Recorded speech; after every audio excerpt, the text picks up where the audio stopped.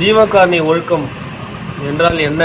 ஜீவகாருண்ய ஒழுக்கம், ஜீவகாருண்யை பற்றி நீங்கள் என்ன நினச்சின்னு இருக்கீங்க? இது ஜீவகாருண்ய ஒழுக்கம்னா ஏதோ சாப்பாடு போடுறது, 4 பேர் சாப்பாடு போட்டால் ஜீவகாருண்ய ஒழுக்கம் அப்படிலாம் நினச்சின்னு இருக்கீங்க. உண்மையான ஜீவகாருண்ய ஒழுக்கம்னா உங்கள் உயிர்கள் போல் எல்லா உயிரும் நேசிக்கணுங்க.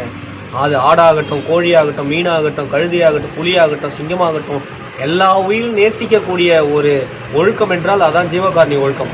அந்த ஜீவகாருண்யம் உங்களுக்குள்ளே வந்தால் தான் ஆண்மநேயம் வரும், உயிர்மநேயம் வரும்.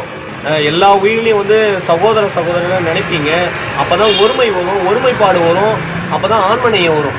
அப்போ நீங்கள் என்னன்னா அது வேற்று உயிராக நினைக்கிறீங்க. அது வேற உயிர், அதுக்கு ஓரறிவு இருக்குது, ஈரறிவு இருக்குது, 3 அறிவு இருக்குது, 4 அறிவு இருக்குது, 5 அறிவு இருக்குது அப்படின்னு நினைக்கிறீங்க. ஆனால் உங்களுக்கு மட்டும்தான் 6ஆம் அறிவு இருக்குது.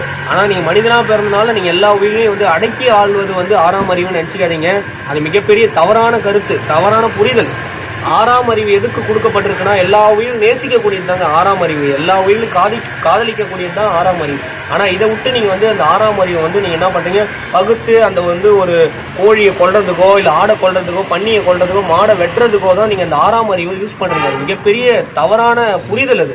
அதை இன்னையோட அந்த எண்ணத்தை நீங்கள் வேரோடு அறுத்துருங்க. அதை நீங்கள் அந்த நாக்கு ருசியில் அந்த 6ஆம் அறிவு யூஸ் பண்ணுறீங்க. அதை சிதைக்கிறதுக்கு 6ஆம் அறிவு யூஸ் பண்ணுறீங்க. அது முட்டையை கலைக்கிறதுக்கு 6ஆம் அறிவு யூஸ் பண்ணுறீங்க. 6ஆம் அறிவு அதுக்காக கொடுக்கப்படலைங்க. 6ஆம் அறிவு நம்மளும் ஒரு உயிர், அதுவும் ஒரு உயிர், சிந்திச்சு பார்த்து நமக்கும் வலி இருக்குது, வேதனை இருக்குது, துன்பம் இருக்குது. இது எல்லாமே நமக்கு இருக்க போல தான் எல்லா உயிர்களுக்கும் இருக்குன்றது தான் நம்ம அந்த சிந்திக்கக்கூடிய அறிவே.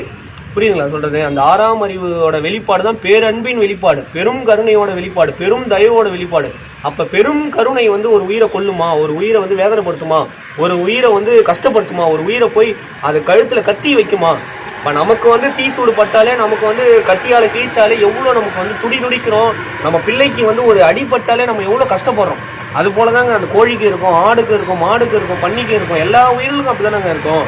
நீங்கள் எல்லா உயிரையும் போல தம் உயிரை பார்க்கணும், தம் உயிரை போல எல்லா உயிரையும் பார்க்கறதுனா அது ஆண்மனையும், அதுதானே ஒருமை, அதுதானே உயிர் இருக்கும், அதுதானே கடவுள் வழிபாடு, அதுதானே இறைவனை தேடுற வழியே அதுதானே.